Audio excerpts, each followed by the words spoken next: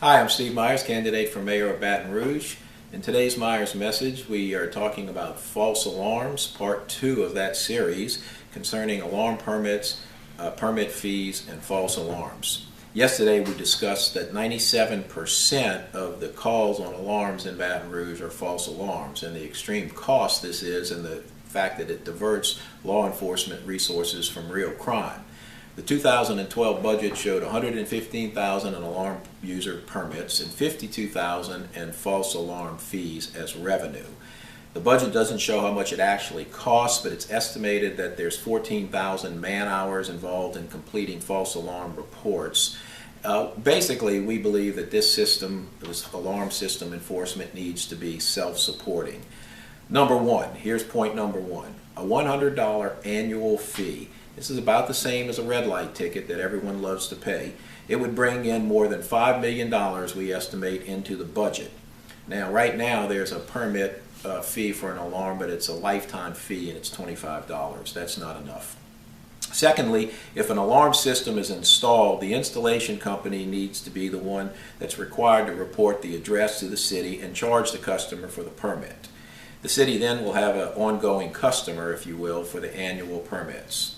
Number 3, in the event there's a move by the occupant of the property, then there would be a relocation fee. Number 4, for monitored systems where the alarm company actually collects money on a monthly or annual or semi-annual basis from the alarm user, then that company can also, just like a retail business collects sales taxes, that company can collect the annual alarm fee and pay that to the city. It will relieve that responsibility of the alarm holder, and it would actually be more efficient for the business to collect it than it would be for the city. And there can be some sort of discount, just like there would be with sales taxes. For non-monitored systems, after the initial installation by an alarm company, at least the city would have an address to bill, and they can maintain this account just like they would other types of licenses that have to be renewed. For self-installed systems, the only answer really is that if you don't register your alarm on a self-alarm system, you don't get any free bites or free alarm calls. If a siren goes off and a neighbor calls regarding your alarm and the police make a call, there would be a $150 fine as well as the charge for the annual license. It's at least as costly to deal with a false alarm as it is a right turn on red. And yet this is an area that has been completely disregarded, it appears to me, by the City Council and the Mayor's office. The false alarms cost money. The entire charge of a false alarm system should be charged to the permit holder and the people with alarms. I'm not sure why a non-user, a non-alarm holder should have to pay for all of these services. While the schedule of fees for false alarms was just recently raised in June, I believe, of 2012, it still doesn't go far enough. Right now, we used to have a system where I think there were 5 free calls, and then between 5 and 10 it was $25. Now you get 3 free calls, and then each call above number 3 is $25. So $25 for the 4th, $50 for the 5th, up to a maximum of $200.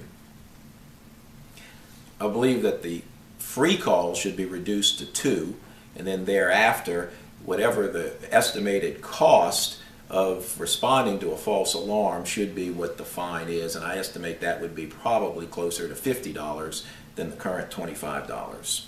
You know, equity calls for this alarm system and false alarm situation to be amended yet again, the ordinance that covers this, and for alarm holders themselves to pay for the service that they are receiving. When it comes to false alarms, it's pretty clear that the city is actually losing money and diverting resources. The issue needs a little bit more detailed analysis from the actuaries, but it's clear to me that the alarm holders are getting an advantage from city government that non-alarm holders are not getting, and this needs to be changed, and it will be looked at in a Myers administration.